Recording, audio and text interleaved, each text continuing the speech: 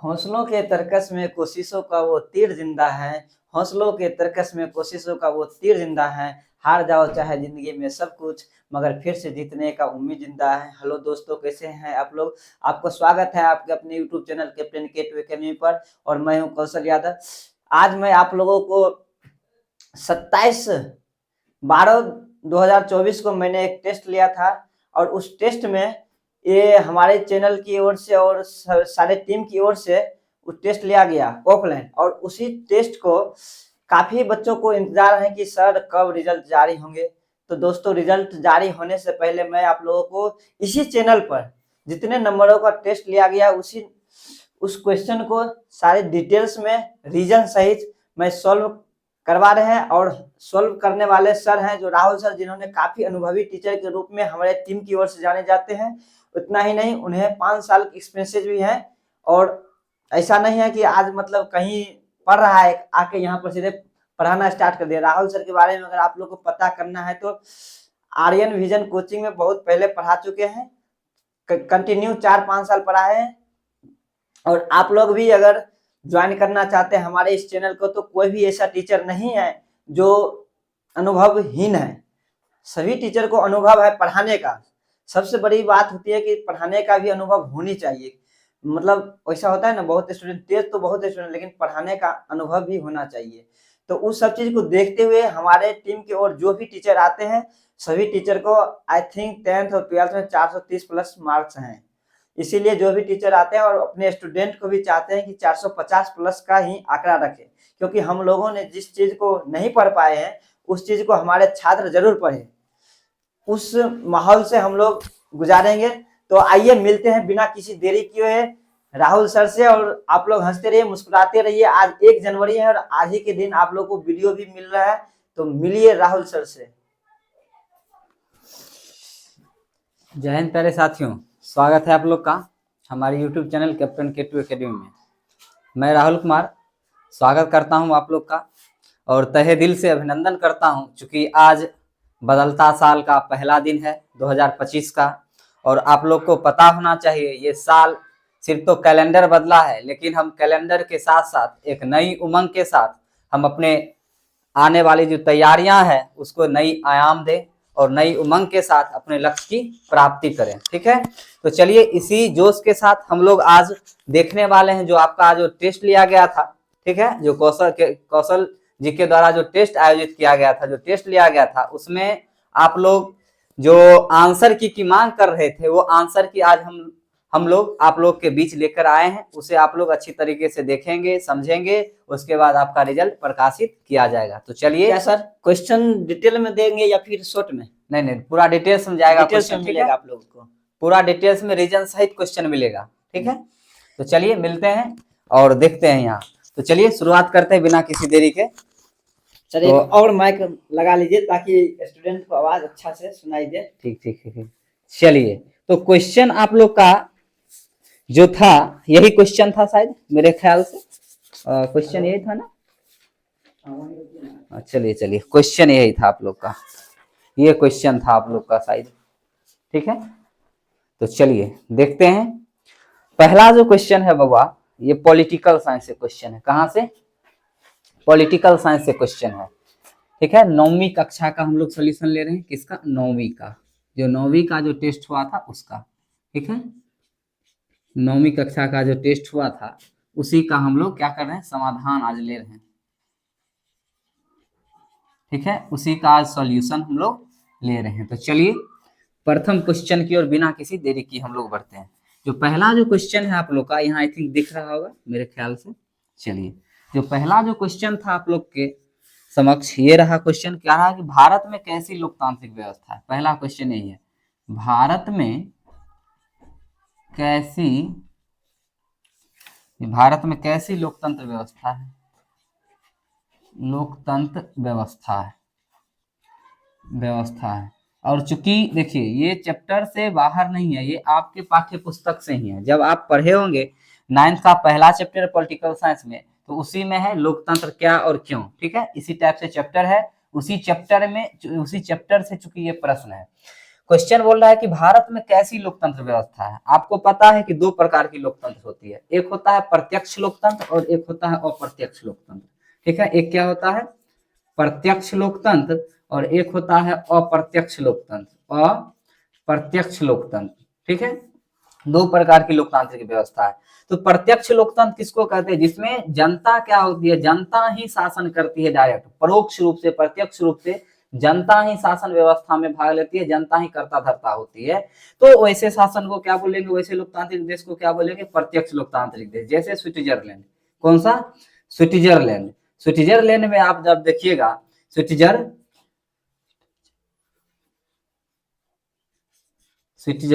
ठीक है, तो स्विट्जरलैंड में जब देखिएगा तो वहां जो होता है लोकतांत्रिक व्यवस्था, जनता ही सारा करता धरता रहती है, कौन, जनता। लेकिन अपना जो है, अपना जो देश है भारत, उसमें अप्रत्यक्ष लोकतंत्र है। कैसे अप्रत्यक्ष लोकतंत्र है, तो हम लोग क्या करते हैं, इसमें जनता क्या होता है, जनता नेता को चुनती है, क्या करते हैं, नेता चुनते हैं, और यही नेता शासन व्यवस्था चलाते हैं, यही नेता क्या करते हैं, शासन चलाते हैं। लेकिन स्विट्जरलैंड में ऐसी व्यवस्था नहीं, वहां जनता ही सब कुछ करने वाली है। ठीक है, तो कह रहा है कि भारत में कैसी लोकतंत्र व्यवस्था है, तो आप लोग अभी समझ गए होंगे कि भारत में कैसी लोकतंत्र व्यवस्था है, अप्रत्यक्ष लोकतांत्रिक व्यवस्था है। तो पहला का जो उत्तर हो जाएगा आपका वो ऑप्शन नंबर ए, और ऑप्शन नंबर ए क्या है, अप्रत्यक्ष लोकतंत्र। ये रहा आपका प्रथम क्वेश्चन का सॉल्यूशन। ठीक है, प्रश्न संख्या 2 की ओर गौर करें तो ये मैथमेटिक्स से है, और वो भी वास्तविक संख्या का परिचय से आप लोग का प्रश्न दिया गया है कि निम्नलिखित में कौन परिमेय संख्या है, निम्न में कौन परिमेय संख्या है, निम्न में कौन परिमेय संख्या।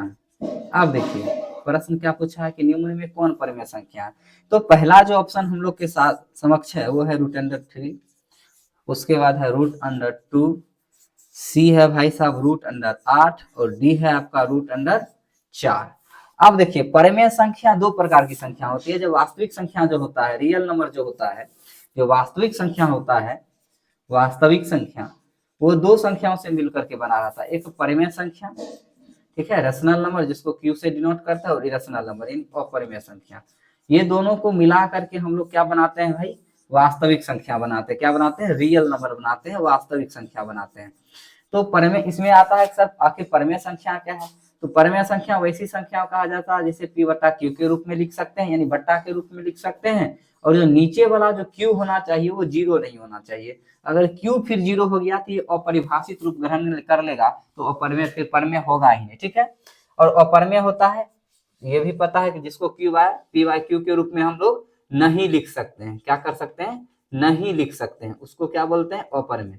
तो यहाँ जिस प्रकार से सवाल दिया गया है, देखिए √2, √3 ये कभी भी रूट से बाहर नहीं निकलेगा। जब इसका आप लोग मान निकालेंगे तो ये जाते रहेगा, निकलते रहेगा, अनंत तक आएगा। ठीक है, उसके बाद है जैसे हम 4 की बात करें तो 4 आपको पता है कि 2 का वर्गमूल है। ठीक है, तो 2 यहाँ से निकल कर क्या आ गया, 2, और 2 के नीचे में हम 1 लगा सकते हैं, कोई फर्क नहीं पड़ने वाला। और देखिए ये p/q के रूप में आ गया। जब p/q के रूप में आ गया तो निश्चित तौर से ये क्या है, परिमेय संख्या है। तो 2 का क्या हो जाएगा, डी नंबर आपका सही हो जाएगा। ठीक है, 3 नंबर की ओर हम लोग अग्रसर करें। 3 नंबर प्रश्न है कि निम्न में कौन आधारी राशि है। प्रश्न संख्या 3 है कि निम्न में कौन आधारी राशि है, निम्न में कौन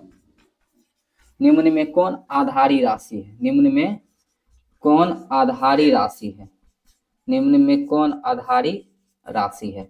अब देखिए आधारी राशि किसको कहते हैं भाई, तो वैसा राशि जो स्वतंत्र अवस्था में पाई जाती है, जो किसी भी राशि पर निर्भर नहीं करती है, उसको आधारी राशि कहते हैं। ठीक है, पहले वो हम लिख लेते हैं, ऑप्शन लिख लेते हैं, उसके बाद इसकी चर्चा करेंगे। पहला जो ऑप्शन है आपका विद्युत धारा है, ऑप्शन क्या है, विद्युत धारा। चलिए 2 नंबर जो ऑप्शन है आपका वो है लंबाई। ठीक है, और 3 नंबर जो ऑप्शन है वो आपका है समय, और जो 4 नंबर ऑप्शन है वो है बल। अब देखिए, अब चूंकि यहाँ बात क्या है, आधारी राशि, आप लोग फिजिक्स का पहला चैप्टर में ही पढ़े होंगे, राशियों का परिचय जो है उसी चैप्टर में आपको मिल जाएगा। तो राशि चूंकि 2 प्रकार के होते हैं, कितने प्रकार के, 2 प्रकार के। देखिए इसमें एक आधारी और एक होता है व्युत्पन्न राशि, डेराइव्ड क्वांटिटी, और एक उधर जब जाइएगा, जब चैप्टर 2 में जाके आप लोग पढ़िएगा तो वहां सदिश और अदिश होते हैं, लेकिन यहाँ आधारी राशि की बात आती है। तो आधारी राशि किसको कहते हैं? वैसा राशि जो स्वतंत्र अवस्था में पाई जाती है। तो आधारी राशि की संख्या कितनी है भाई साहब? 7 है। आधारी राशि की कुल संख्या कितनी है? 7 है। पहले 6 था, लेकिन लास्ट में एक को जोड़ा गया था। अब ये 6 कौन कौन है? तो 3 तो यही है, विद्युत धारा, लंबाई, समय, 3 तो यही है। उसके बाद बच जाता है तापमान, पदार्थ की मात्रा और ज्योति तीव्रता। तापमान, पदार्थ की मात्रा, उसके बाद है ज्योति तीव्रता। कितने हुए? 3 3 6 हो गए। और एक बच जाता है आपका द्रव्यमान। एक क्या बच जाता है आपका?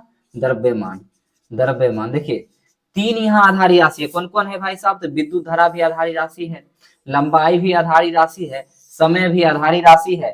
ठीक है, 3 यहाँ हो गया, 4 यहाँ, 5 यहाँ, 6 यहाँ और 7 यहाँ। यानी कुल आधारी राशि की संख्या कितनी है? 7 है। तो अब देखिए जब ये 3 आधारी राशि में आ गए थे, ये जो बच गया ये क्या है? बल। ये बल क्या है? बल व्युत्पन्न राशि है। यहाँ सवाल हमसे क्या पूछा गया था कि निम्नलिखित में कौन आधारी राशि नहीं है? सॉरी, आधारी राशि नहीं है करके पूछा गया था। तो भाई साहब ये 3 आधारी राशि हैं।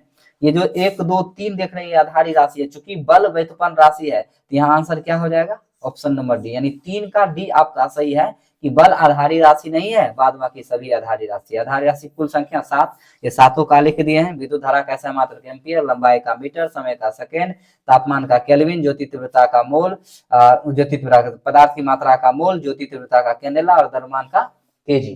ठीक है, ये मात्रक होते हैं इनके। 3 तक हम लोग देख लिए। 4 नंबर जो आपका मैथमेटिक्स से फिर प्रश्न आ गया, वो भी प्रोबेबिलिटी चैप्टर से, प्रायिकता चैप्टर से। प्रायिकता का अधिकतम मान कितना होता है? प्रायिकता का अधिकतम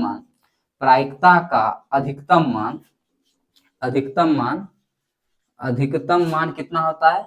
ये आपको याद रखना पड़ेगा। प्रायिकता का अधिकतम मान 1 होता है। कितना होता है? 1 होता है, हर हमेशा 1 होता है। जब आप प्रायिकता पढ़िएगा तो वहां आएगा कि हर हमेशा 2 प्रायिकताओं का जब जोड़िएगा ना, ठीक है, तो वो 1 आएगा। ठीक है, 1 उसका एकदम 1 पूर्णा है कट करके। ठीक है, तो 1 आता है। प्रायिकता का अधिकतम मान कितना होता है? 1 होता है। ऑप्शन नंबर बी ये सही होगा 4 का। फिर हम लोग 5 की ओर बात करें तो 5वीं मैथमेटिक्स से प्रश्न है, और वो भी हीरोन के सूत्र से है। 5 नंबर प्रश्न कह रहा है कि त्रिभुज की एक त्रिभुज है, उस त्रिभुज की भुजा दिया हुआ है आपका 5 सेंटीमीटर। ठीक है, मान लेते हैं ए बराबर 5 सेंटीमीटर है, बी बराबर 4 सेंटीमीटर है और सी बराबर पुनः 5 सेंटीमीटर है। तो बोल रहा है त्रिभुज का क्षेत्रफल ज्ञात करें। जब भी आपको इस टाइप से अलग अलग भुजा मिल जाए तो आपको सीधा सीधा हीरोन का सूत्र प्रयोग करना। कहाँ? तो हीरोन का सूत्र। तो हीरोन का सूत्र क्या होता है आपको पता है? पहले हीरोन के सूत्र में एस निकालना। एस क्या होता है? अर्ध परिमिति या अर्ध परिमाप। क्या होता है? अर्ध परिमिति होता है एस। ठीक है, तो अर्ध परिमिति a प्लस बी प्लस सी बट्टा 2, यानी तीनों भुजाओं को जोड़ करके 2 से भाग दे देंगे। तो जोड़ेंगे तीनों भुजाओं को तो 5 प्लस 4 प्लस 5/2, 5 5 10, 4 14 बट्टा 2, यानी क्या आ जाएगा? अर्ध परिमिति एस बराबर आ गया आपका 7 सेंटीमीटर। ठीक है, क्षेत्रफल पूछ रहा है तो हीरोन के सूत्र से क्षेत्रफल क्या होता है? त्रिभुज का क्षेत्रफल होता है हीरोन के सूत्र से भाई रूट के under S into S minus A, S minus B और एस माइनस, इसको थोड़ा इधर लिख लीजिए। ठीक है, 14/2 बराबर 7। ठीक है, और इधर क्या बच गया? एस माइनस सी। ठीक है, तो अब देखिए तो एस का मान कितना है भाई साहब? 7 है, तो 7 रखेंगे, एस के जगह पर रख दिए। फिर एस के जगह पर 7 रखेंगे। ए भुजा का मान कितना है? 5 है, 5 रख दिए। बी का मान कितना है? फिर 7 रखेंगे। बी का मान 4 है, 4 रख दिए। सी का मान कितना है? फिर 5 है, 5 रख दिए। अब देखिए तो 7 ये हो गया 2, ये हो गया 3, घटा करके लिखें 2 3 और 2। ठीक है, अब यहाँ जिसका जोड़ा लगता है उसको हम क्या करते हैं? बाहर निकाल लेते हैं। 2 को 2 है तो रूट में यही होता है, 2 कहाँ जाएगा? बाहर। बच गया अंदर 3 7 यहाँ 21, यानी 2√21 सेंटीमीटर स्क्वायर आपका आंसर हो जाएगा, जो कि 5 नंबर था। 5 का ऑप्शन नंबर ए है। ठीक है, 5 का ऑप्शन नंबर ए है, 2√21 सेंटीमीटर। ठीक है, तो अब देखिए अब तो जगह फिलहाल नहीं बचा हुआ है, आप लोग इसको नोट कर लेंगे एक बार, अगर नहीं समझ में आया होगा तो देख लेंगे एक बार। ठीक है, ये आपका सॉल्यूशन था इसका। फिर हम लोग अब जो प्रश्न संख्या 6 की ओर बढ़ने वाले हैं, तब तक आप लोग एक बार स्क्रीनशॉट ले लीजिए। हम तो हट गए सामने से, इसको मिटाने की प्रक्रिया में हम लगते हैं। तब तक आप लोग नोट कर लीजिए जो भी होगा, ठीक है। चलिए आप लोग तब तक नोट करिए। चलिए तो इसको हम मिटा दें, नोट तो कर लिए होंगे उम्मीद करते हैं आप लोग, ठीक है। चलिए यहाँ तक कोई दिक्कत नहीं होनी चाहिए। चलिए अब हम लोग देखेंगे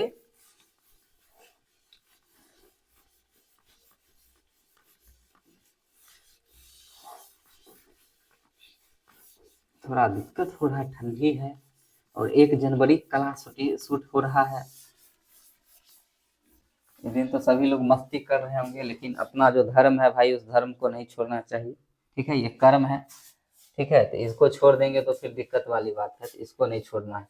चलिए तो फिर हम लोग प्रश्न संख्या 7 की ओर अग्रसर होते हैं, 6 की ओर, सॉरी 6 बोल रहा है कि भाई चक्रीय चतुर्भुज के सम्मुख कोनों के किसी भी युग्म का योगफल होता है। ये आपका ज्यामिति से हमने दिया है, ठीक है, ज्यामिति से, रेखा गणित से जिसको कहते हैं, वहां से ये प्रश्न आपका आया है। प्रश्न संख्या 6 क्या बोल रहा है कि चक्रीय चतुर्भुज, चक्रीय चतुर्भुज, चक्रीय चतुर्भुज के सम्मुख कोनों का योग, सम्मुख कोनों का योग, कोनों का योग फल क्या होता है, ठीक है। चक्रीय चतुर्भुज के सम्मुख कोनों का योगफल क्या होता है, किसी भी सम्मुख कोनों का योगफल क्या होता है। ऑप्शन में थे, थोड़ा देख लीजिएगा, ऑप्शन में यहाँ जो तीर दिया हुआ है ना, वो इसको आप लोग पाए समझेंगे, क्या समझेंगे, पाए, ठीक है। तो ये चूंकि टाइपिंग करने में थोड़ा मिस्टेक हो गया है, तो पहला ऑप्शन पाई बाय 2 कर लेंगे, 2 पाई बाय 2 कर लेंगे, और जो तीर को पाए समझना है। अब दूसरा ऑप्शन ही नन ऑफ दे दिया है, तो कोई दिक्कत नहीं है। सी है भाई साहब आपका 3 पाई बाय 2 है, और डी नंबर जो ऑप्शन है वो है पाई बाय 2। तो बोल रहा है कि चक्रीय चतुर्भुज के सम्मुख कोण, मान लीजिए कि कोई चतुर्भुज है, क्योंकि वर्ग भी एक चतुर्भुज है, आयत भी एक चतुर्भुज है। चक्रीय कहने का मतलब है ऐसे कर वृत्त लगा हुआ है। कहा कि सम्मुख, आप सम्मुख कोण को देखिए, तो यहाँ पर 90 डिग्री बनता है, यहाँ 90 डिग्री, यहाँ। सम्मुख कहने का मतलब इसके सामने वाला और इसके सामने वाला, जब दोनों को हम जोड़ेंगे तो 90 प्लस 90 कितना हो जाएगा, तो सर 180 डिग्री हो जाएगा। कितना हो जाएगा, 180 डिग्री हो जाएगा, क्योंकि सम्मुख बोल रहा है कि इसके मुख और इसके मुख को जोड़ेंगे 90 90 180 डिग्री। और आपको पता होना चाहिए कि पाई का मान जो रेडियन में होता है वो 180 डिग्री के बराबर होता है। कितना होता है पाई का मान, रेडियन में 180 डिग्री होता है। वैसे आप वैल्यू में जाइएगा तो 22/7 या 3.14, ठीक है, वो होता है। तो अब यहाँ देखिए 2 से 2 कट गया, तो यहाँ सिर्फ पाई बच गया, ठीक है। यहाँ तो कटने वाला बात है ही नहीं, है ही नहीं। तो देखिए यहाँ पाई बच गया, यानी 180 डिग्री यही ना है बचा हुआ। तो 6 का क्या हो जाएगा, ऑप्शन नंबर ए सही है आपका। 6 का बिल्कुल ऑप्शन नंबर ए सही है। फिर 7 हम लोग देखेंगे, ठीक है। 7 यहाँ तक तो समझने में कोई दिक्कत नहीं हुई होगी, 1 मिनट, तब तक आप लोग इसको नोट करेंगे, ठीक है। चलिए फिर आगे हम लोग देखते हैं।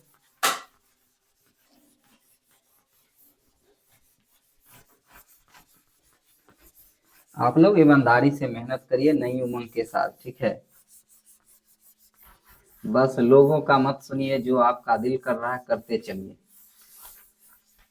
अब ये नहीं कि गलत करते चलना है, लोगों को नहीं सुनना भाई। जो गलत काम हुआ वो तो आलोचना होगी उसकी, ठीक है। तो अपना मन से आप लोग पढ़ते रहिए, मन लगा करके। जीवन का क्या काम है, ये बढ़ते रहेगा, ये कभी रुकेगा नहीं। ये समझिए कि जो नई ईयर आया है तो 1 साल आपने और जिंदगी का बर्बाद कर लिया है। बर्बाद क्या कहें, बिता लिया है। और किसमें बिताया है, आपको सफलता मिली है, आप उस पुराने साल से खुश थे या नहीं थे। तो ये सारी चीजों का अध्ययन अवलोकन करते हुए हम लोग चलेंगे, ठीक है। तो इसको ख्याल रखेंगे आप लोग। अब चलिए, अब जो हम लोग प्रश्न संख्या 7 की ओर बात करते हैं। प्रश्न संख्या 7 बोला है कि बेलन का, यहाँ देखिए ये भी प्रश्न थोड़ी सी मिस्टेक टाइपिंग हो गई थी। आप लोग माइंड उतना नहीं करेंगे, जो विद्यार्थी अगर पढ़े होंगे उनको पता है, पता होना चाहिए। यहाँ लिखा हुआ है कि बेलन के आयतन, या बेलन के, यहाँ ऐसे नहीं इसको देना चाहिए था, बेलन के आयतन क्या होता है, बेलन का आयतन क्या होता है, आयतन का जो सूत्र होता है वो क्या होता है। हमने सूत्र पूछा था, लेकिन वहां पर क्षेत्रफल गलती से टाइपिंग होकर लिखा गया है। तो आप लोग इसको भी सही कर लेंगे। ठीक है, बेलन के आयतन क्या होता है, बेलन का आयतन क्या होता है, तो बेलन यानी सिलेंडर, सिलेंडर इस टाइप से बना रहता है। जब आप जाइएगा तो हायर क्लास में, हायर की 9th में ही है, हायर क्या 9th में ही आपको ये बात पढ़ना है। तो बेलन इस शेप में रहता है। ठीक है, इस शेप में आपका बेलन रहता हुआ है, बेलन रहता है इस शेप में हुआ। चलिए, तो बेलन रहता है तो बेलन में एक ऊंचाई भी होती है जिसको एच कहते हैं, और बेलन में एक त्रिज्या भी होती है, बेलन में क्या होती है, त्रिज्या भी होती है जिसको आर्क सूचित करते हैं। तो यहाँ बोला है बेलन का आयतन क्या होना चाहिए, तो बेलन का आयतन का डायरेक्ट सूत्र होता है पाई आर स्क्वायर एच होता है। क्या होता है, पाई आर स्क्वायर एच। और ऑप्शन में आपको इस टाइप से पाई दिया होगा, ऑप्शन में आपका पाई इस टाइप से दिया होगा, पाई आर स्क्वायर एच इस टाइप से ऑप्शन में दिया हुआ है। ऑप्शन संख्या डी अगर जो व्यक्ति मारे होंगे उनका सही होगा, क्योंकि यहाँ पर क्वेश्चन में क्षेत्रफल, आयतन का क्षेत्रफल कहीं होता है जी, ये देखें आयतन का क्षेत्रफल एक साथ लिखा हुआ नहीं, तो ये आयतन पूछ रहा था। ठीक है, तो इस हिसाब से आप लोग मारते हैं। ठीक है, चलिए तो प्रश्न संख्या 8 की फिर हम लोग बढ़े। 8 में बोलता है कि अर्धवृत्त, ये सब थ्योरम है। ठीक है, ये सब पर में डायरेक्ट हमने उठा कर दिया था कि अर्धवृत्त पर बना कौन, अर्धवृत्त पर बना कोण कितने डिग्री का होता है, अर्धवृत्त पर बना कोण कितने डिग्री का होता है, ये हमने पूछा था। तो अर्धवृत्त, अर्धवृत्त इस टाइप से होता है, अर्धवृत्त मतलब सेमी सर्कल। ठीक है, इस टाइप से आधा वृत्त, ठीक है पूरा नहीं आधा वृत्त। तो अर्धवृत्त पर जब भी कोण बनता है तो हमेशा 90 डिग्री का बनता है, ये बात याद रखेंगे आप लोग। ठीक है, ये डायरेक्ट थ्योरम है 9th में, वहां आप लोग सिद्ध किए होंगे, हमको उम्मीद है। चलिए, तो अर्धवृत्त पर बना कोण क्या होता है, 90 डिग्री का होता है। कितना, 90 डिग्री का होता है अर्धवृत्त पर बना कोण। फिर प्रश्न संख्या 9 पर आज बात करते हैं। तो 9 कह रहा है कि यदि त्रिभुज पी क्यू आर में एक त्रिभुज है, ठीक है, ये त्रिभुज हमने मान लिया कि भाई ये पी है, ये क्यू है, ये आर भुजा है। ठीक है, तो बोल रहा है पी क्यू आर में जो पी कौन है वो एक्स माइनस 15 डिग्री है पी। ठीक है, जो क्यू है वो क्यू है 2x प्लस 30 डिग्री है। ठीक है, और जो आर कौन है आपका, आर है x प्लस 45 डिग्री। तो बोल दिया भाई कि x का मान ज्ञात करें, जो x आप देख रहे हैं उसका मान ज्ञात करें। तो हम जानते हैं दिया मेरे पास क्या है, दिया है भाई कोण P बराबर मेरे पास दे दिया है x माइनस 15 डिग्री भाई, कोण Q बराबर भी दे दिया है 2x प्लस 30 डिग्री, और कोण R बराबर भी दे दिया है x प्लस 15 डिग्री है नहीं 45 डिग्री है, x प्लस 45 डिग्री ये दे दिया है। तो हम लोग जानते हैं त्रिभुज के तीनों कोणों का योगफल कितना होता है, तीनों कोणों का योगफल, कोणों का योगफल कितना होता है 180 डिग्री के बराबर होता है। त्रिभुज के तीन कोण कौन कौन है, तो कोण P है, कोण Q है, कोण R है। इसको हम लोग 180 डिग्री के बराबर कर देंगे। अब P का मान कितना दिया हुआ है x माइनस 15 डिग्री, Q का मान कितना दिया हुआ है 2x प्लस 30 डिग्री, और R का मान कितना दिया हुआ है x प्लस 45 डिग्री। ठीक है, और बराबर में 180। अब देखिए जहां जहां x है सब x को एक साथ जोड़ लेंगे। ठीक है, एक x, 2x, 3x, एक 4x, 4x टोटल हो गया। ठीक है, माइनस 15 प्लस 30 और प्लस 45 बराबर 180। जब आप इसको देखेंगे तो ये घटकर कितना 15 आ गया प्लस में। ठीक है, और इधर हो गया 45 और इधर हो गया 180। ये तो जोड़ घटाव समझ रहे होंगे, उम्मीद करते हैं। ठीक है, यहाँ माइनस क्यों नहीं लगा, चूंकि बड़ा का चिन्ह है इस वजह से बड़ा चिन्ह आएगा। अब देखिए ये कितना हो जाएगा 60 हो जाएगा। ठीक है, ये कितना हो गया 60 हो गया 180। अब देखिए 4x, इसको अंक वाला को अंक वाला के साथ हम ले जाएंगे, उधर जाकर प्लस में, इधर प्लस में था उधर माइनस में घट गया।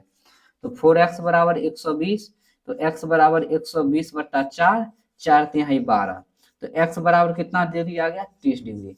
ठीक है, यही हमसे पूछ रहा था कि x का मान कितना होगा, तो x का मान हो जाएगा 19, 9 का हो जाएगा ऑप्शन संख्या ए। ठीक है, अब इसी में पूछ रहा बताइए कौन r का मान कितना होता, तो 30x पर 30 बैठा कर 45 जोड़ देते तो 75 डिग्री हो जाता। इसी में पूछ लेता भाई कौन q का मान क्या होता है, x पर 30, 30 दूना 60, 30 90 हो जाता।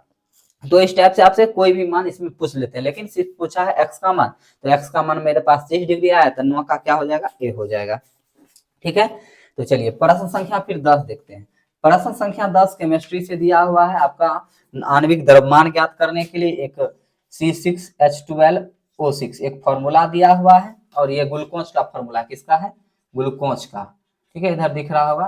तो चलिए ग्लूकोज का फॉर्मूला बोल रहा है कि इसका आणविक द्रव्यमान ज्ञात करें। तो आणविक द्रव्यमान ज्ञात करने का जो सूत्र होता है, जितने भी इसमें अणु है, पहले कार्बन के कितने अणु हैं, 6 अणु हैं, सबको हम लोग ऐसे करके लिख लेंगे। ठीक है, ऐसे करके हम लोग क्या कर लिए, लिख लिए सर, लिख लिए। अब कार्बन का जो द्रव्यमान, चूंकि आणविक द्रव्यमान पूछा है तो कार्बन का द्रव्यमान कितना होता है, 12। कितना होता है, 12 होता है। ठीक है, हाइड्रोजन का द्रव्यमान 1 होता है और ऑक्सीजन का द्रव्यमान 16 होता है। जब सबको देखिए 12 छक्के 72 प्लस 12 प्लस 16 छक्के 96, जब सबको जोड़ लेंगे 6 4 10 10, इधर हो जाएगा आपका 9 7 16 17 1 18, यानी 180 आ जाएगा। कितना आ जाएगा, 180। तो 10 का हो जाएगा ऑप्शन नंबर सी। 10 का क्या हो जाएगा, ऑप्शन नंबर सी आपका बिल्कुल सही है। तो चलिए इसको भी नोट कर लेंगे आप लोग। इतना तक थोड़ा हम साइड हो जा रहे हैं, तब तक आप लोग नोट करेंगे इसको। चलिए जल्दी नोट करेंगे। अभी प्रश्न कितना तक आए हैं, मात्र मात्र मात्र मात्र 10 तक। अभी बहुत सारे प्रश्न बचे हुए हैं आप लोग के। चलिए तो इधर मिटा दे बाबा, एक बार स्क्रीनशॉट आप लोग ले लेंगे। ठीक है, चलिए तो मिटा के फिर से हम लोग अब 11 की ओर अग्रसर होंगे और देखेंगे कि 11 क्या कह रहा है मेरा। ठीक है, और 11 को भी हल की ओर ले जाएंगे। ठीक है, चलिए उम्मीद करते हैं दिक्कतें नहीं हुई होगी। और कुछ क्वेश्चन ऐसा भी रहता है जो नहीं आता रहता, तो उसको सीखना है आप लोग को। ठीक है, और 9th में जो गलती किए हैं वो गलती 10th में नहीं करना है, और वही गलती फिर 11th में नहीं करना है। आप लोग करते क्या है कि जो मानसिकता रहती है अधिकतर बच्चे की, सारे बच्चे की, भाई 11th, चूंकि 11th तो बोर्ड एग्जाम लेता नहीं है, चलिए फेल भी हो जाएंगे तो कोई दिक्कत होने वाली नहीं है। लेकिन वो ऐसी मानसिकता अगर आप लोग रखते हैं तो फिर दिक्कत है, कोई भी रहे। हम लोग के साथ यही हुआ था, लॉकडाउन लगा था, लॉकडाउन में सारा चीज बर्बाद हो गया, जो रिदम टूटा सबका वो बर्बाद हो गया। तो बर्बाद नहीं करना है, खुद को मेहनत करते रहना, अपने आप पे बढ़ते रहना। ठीक है, चलिए फिर आगे हम लोग बढ़े। अगला जो क्वेश्चन है हम लोग का, वो क्वेश्चन हम लोग देखेंगे 11 नंबर। तो क्वेश्चन नंबर 11 जो है बायोलॉजी से है, और ये आपको पता होना चाहिए। क्या बोल रहा है क्वेश्चन नंबर 11?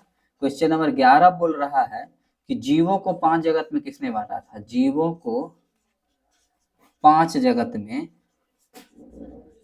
5 जगत में किसने बांटा था? किसने बांटा था? तो आपका तीसरा चैप्टर है, जीवों का वर्गीकरण चैप्टर है बायोलॉजी में, तीसरा। उसमें देखिएगा आप लोग, जीवों को 5 जगत में किसने बांटा था? तो रॉबर्ट ह्यूकेटर बांटा था, यानी आर व्हीटेकर जी बांटे थे जीवों को 5 जगत में। ठीक है, ये बायोलॉजी का प्रश्न था, ये आप लोग तीसरा चैप्टर में शायद पढ़े होंगे। ठीक है, तो चलिए फिर आगे हम लोग देखते हैं 12 नंबर प्रश्न की ओर। 12 क्या कह रहा है? 12 प्रश्न कह रहा है कि निम्न में कौन क्रिप्टो गेम्स के सदस्य नहीं है? कह रहा है क्रिप्टो गेम्स, क्रिप्टो गेम्स में 3 सदस्य होते हैं, कह रहा है क्रिप्टो गेम्स के सदस्य नहीं है। क्रिप्टो गेम्स के सदस्य, क्रिप्टो गेम्स के सदस्य कौन नहीं है?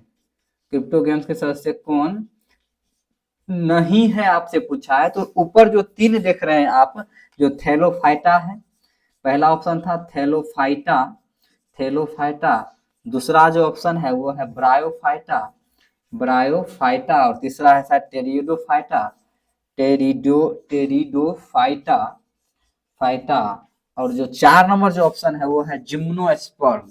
क्या है? जिम्नोस्पर्मी या जिम्नोस्पर्मी।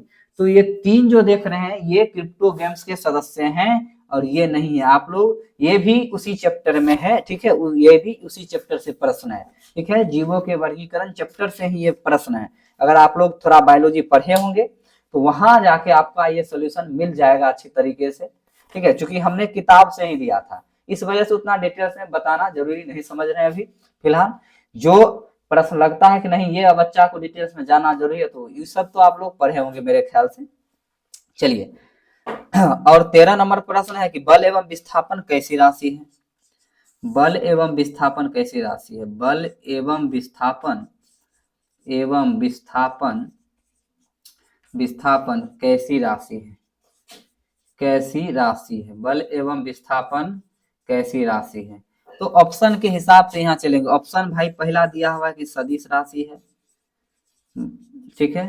2 नंबर दिया हुआ है अदिश राशि है, अदिश राशि है। 3 नंबर दिया हुआ है व्युत्पन्न राशि है, व्युत्पन्न राशि है। और जो डी नंबर दिया हुआ है वो दिया हुआ है कि वो दिया हुआ है ए और सी दोनों होना चाहिए। आप देखिए क्या बोला है कि बल एवं विस्थापन, बल भी सदिश है, विस्थापन भी सदिश है। बल भी व्युत्पन्न राशि है, विस्थापन भी व्युत्पन्न राशि है। तो ऑप्शन संख्या क्या हो जाएगा, डी हो जाएगा, ठीक है। ऑप्शन संख्या डी हो जाएगा आपका ये सही। अब 14 की ओर हम लोग बात करें तो 14 का आपका कार्य ऊर्जा और शक्ति से शायद चैप्टर से दिया गया प्रश्न है, शायद क्या वहीं से है। बोला है कि बराबर द्रव्यमान के 2 पिंड क्रमशः 3 वेग और 2 v के चाल से चल रहा है तो गतिज ऊर्जा का अनुपात। अब गतिज ऊर्जा आप लोग जानते हैं, गतिज ऊर्जा का फॉर्मूला क्या होता है, गतिज ऊर्जा का फॉर्मूला 1/2 mv² होता है।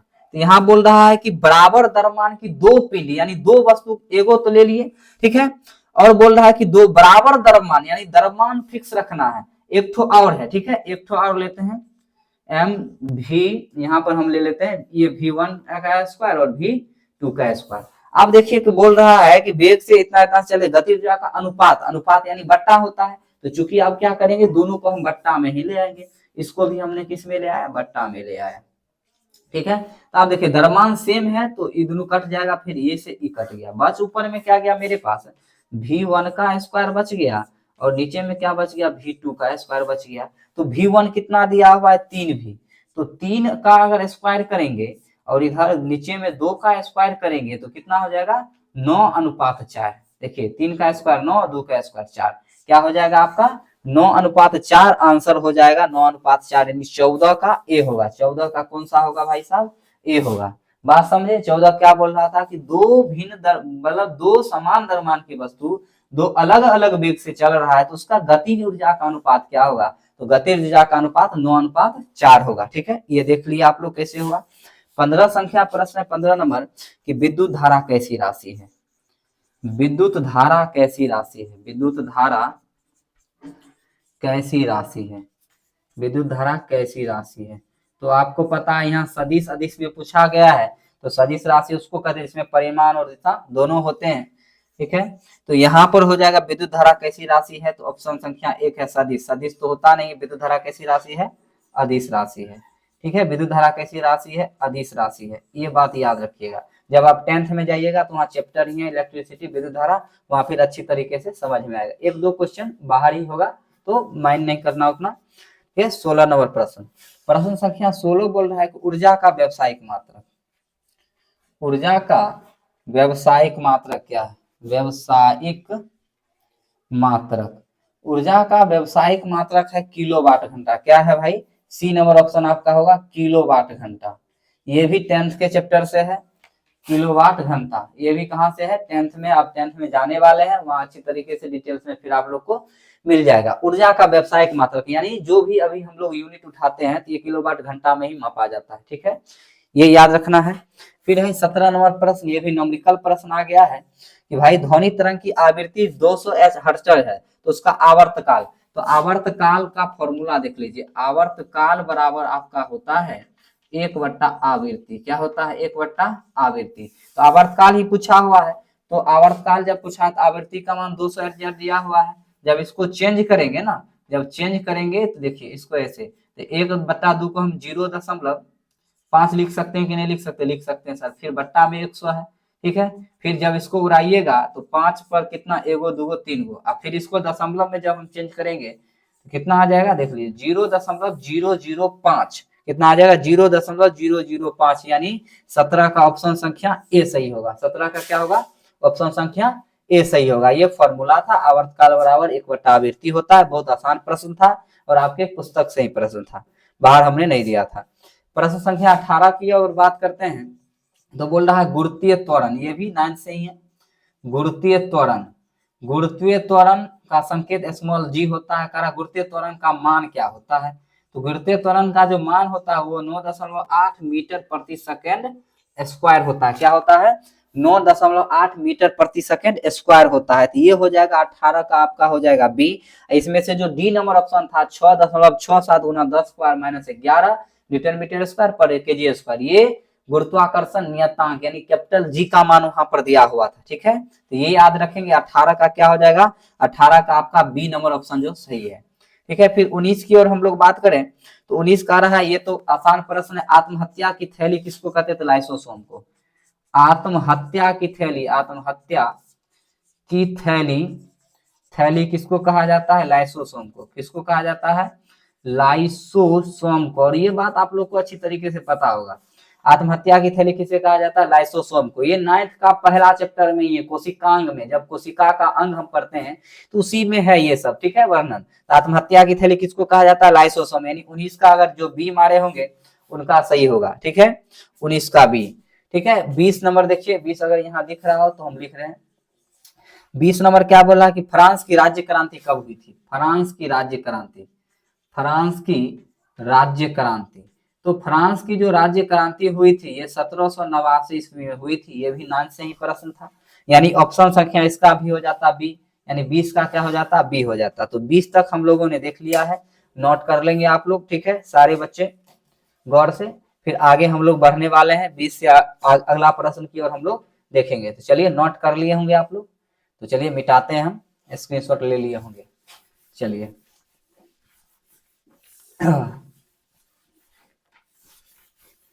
आज भर मस्ती करिए, एकदम घूमिए फिरिए सब, और फिर पढ़ाई में भिड़ना है सभी को। देखिए, मेन है कि आप अगर संयम और लगातार निरंतरता अगर आप में है तो आप लक्ष्य की प्राप्ति कर सकते हैं। सिंपल सी बात है। ये नहीं कि आज 10 घंटा पढ़े तो कल सर 1 घंटा भी नहीं पढ़े, ऐसा अगर होगा तो फिर आप नहीं सक्सेस हो सकते, चाहे हम रहे चाहे कोई भी व्यक्ति रहे। जो भी काम है उस काम को अगर 1 घंटा किए तो उसको नित्य रोज 1 घंटा करना है। ये नहीं कि आज खूब किए कल करना ही नहीं, ऐसा नहीं होना चाहिए। ऐसा करते हैं तो फिर समझिए कि आप थक जाएंगे। एक दिन खूब पढ़िएगा, दूसरा दिन तबीयत खराब हो जाएगा, तो फिर पढ़ाई का कोई महत्व नहीं रह जाएगा। ठीक है, प्रश्न संख्या 21 क्या है कि भाई ये केमिस्ट्री से प्रश्न हमने दे दिया है। 21 बोल रहा था आधुनिक आवर्त सारणी के जनक। 21 क्या है, आधुनिक आवर्त सारणी के जनक। आधुनिक आवर्त सारणी के जनक कौन है, आवर्त सारणी के जनक कौन है, जनक कौन है।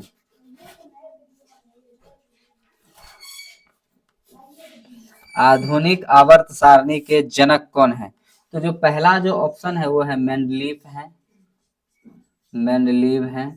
बी है भाई मोसले है, सी है, ओ सी, चलिए कोई दिक्कत नहीं है, यानी बी है आपका लेबोजियर था, लेबोजियर।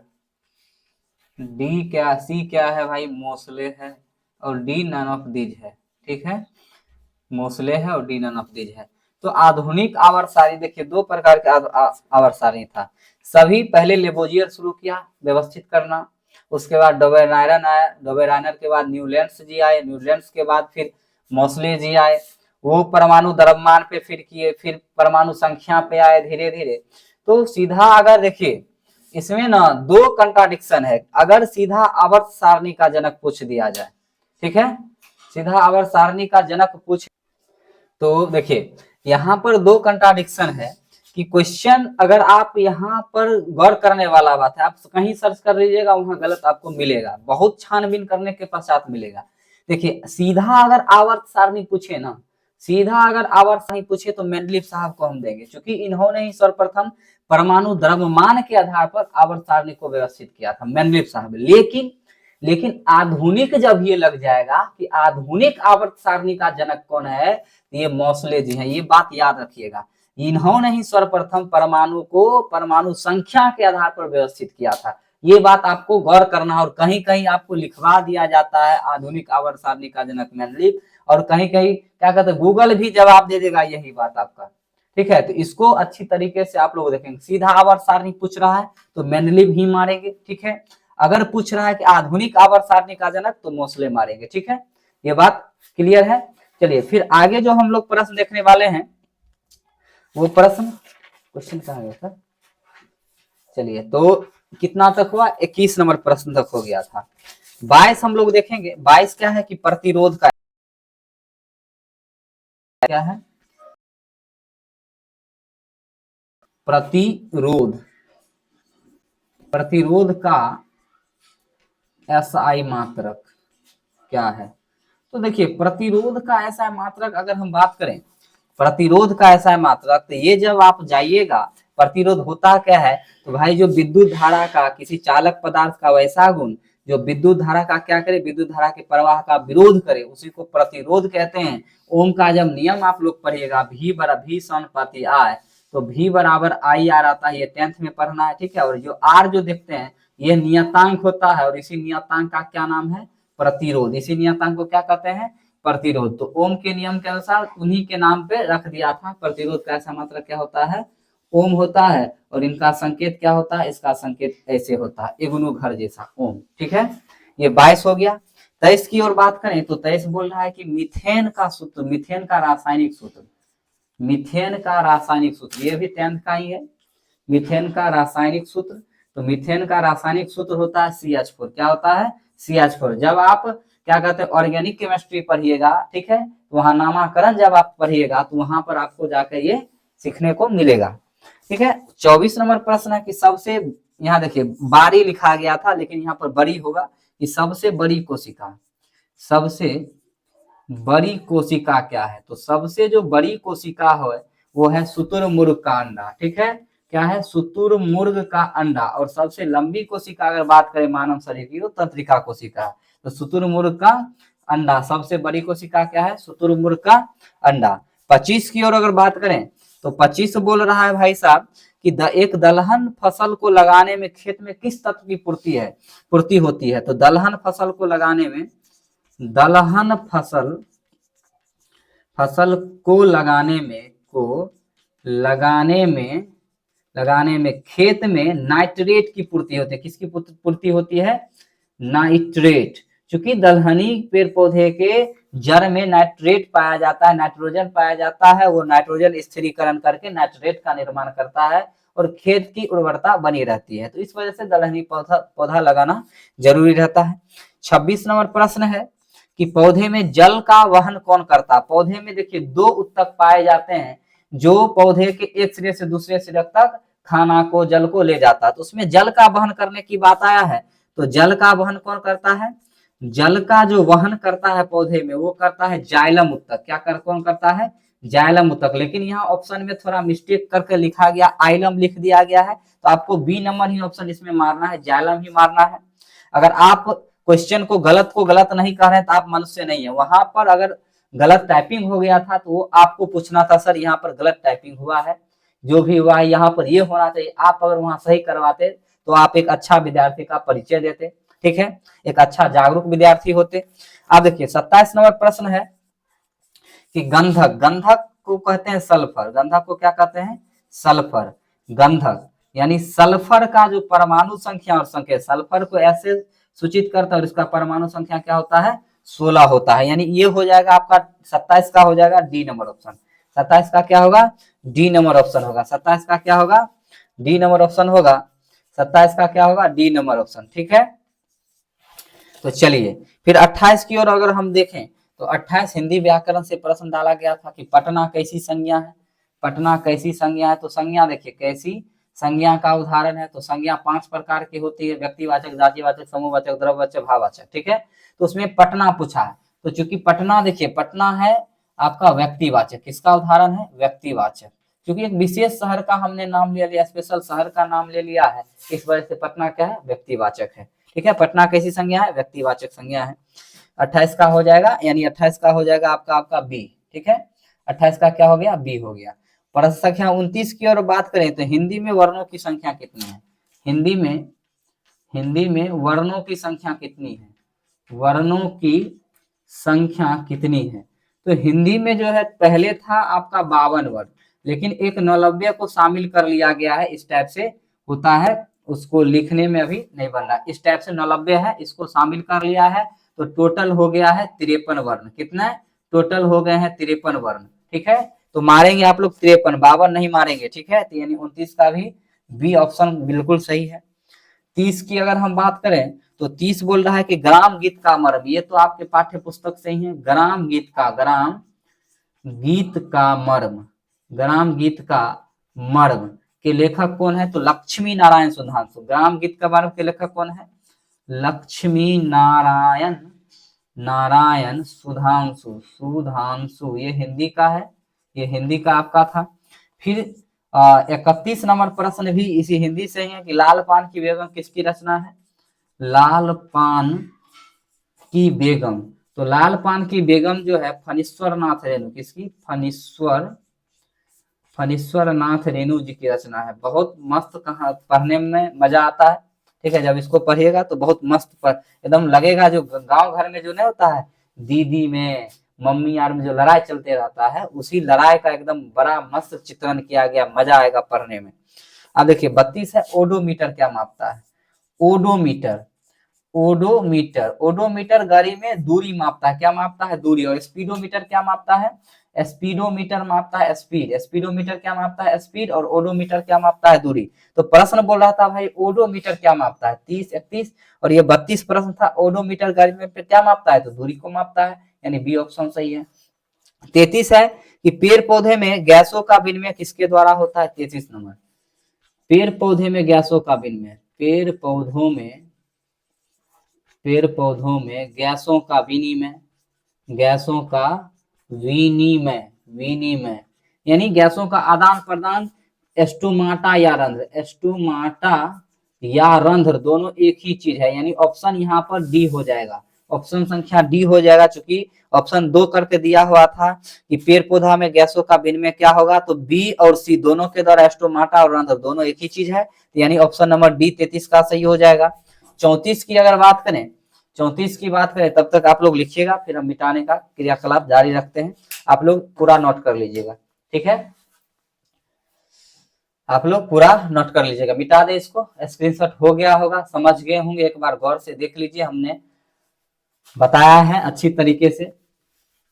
चलिए अब बात करते हैं फिर आगे, जो प्रश्न संख्या जो आपका होगा वो 34 होगा शायद, ठीक है। प्रश्न संख्या क्या होगा? 34 होगा, उसकी बात हम लोग करेंगे, ठीक है, और उसको देखते हैं हम लोग, फिर आगे हम लोग बढ़ने वाले हैं, ठीक है। तो चलिए